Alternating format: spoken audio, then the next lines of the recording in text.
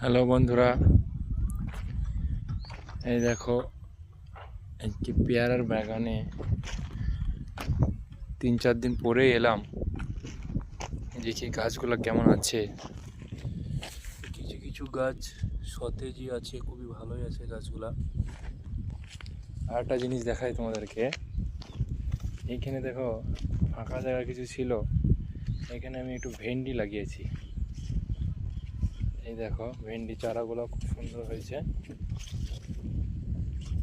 আর এই পেয়ারার চারাগুলো দেখো সতেজই আছে। আজ বাগানে কিছু কাজও আছে। কাজ বলতে গেলে এই যে পেয়ারার গাছগুলো আছে না, এগুলো এগুলো তো গ্রাফটিং গাছ। আর এই পেয়ারার জাতটা হচ্ছে গোল্ডেন 8। এই দেখো পুরো বাগানটাই পেয়ারা, মাঝে মাঝে কিছু কাঁঠালও দেওয়া আছে, ইচোট গাছও দেওয়া আছে। এই দেখো ইচোট গাছগুলো সুন্দর লেগে গেছে।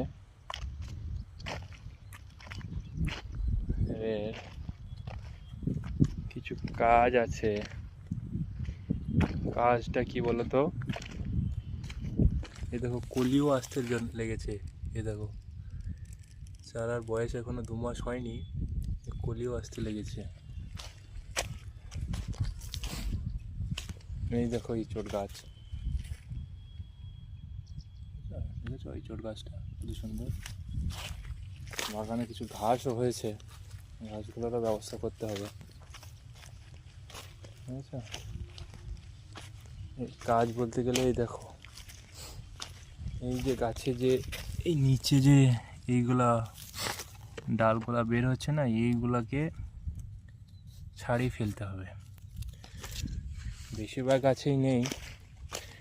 এইগুলো থাকলে কি হবে, এইগুলো থাকলে হলে তোমার গাছটা বৃদ্ধি পাবে না, সব এই খেয়ে নেবে। প্রায় কিছু গাছে এসছে এই ধরনের জিনিস, যেমন এই গাছটাই নেই, এইগুলাইও নেই। আর বাগানে কে না কি ঢুকছে, সব ছিঁড়ে খুঁড়ে দিচ্ছে।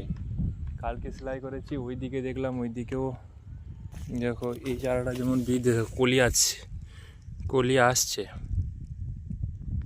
ঠিক আছে, দেখো কলি আসছে।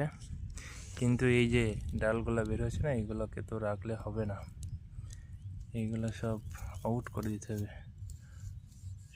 সব জৈব এই খেয়ে নেবে, ঠিক আছে। হ্যালো বন্ধুরা,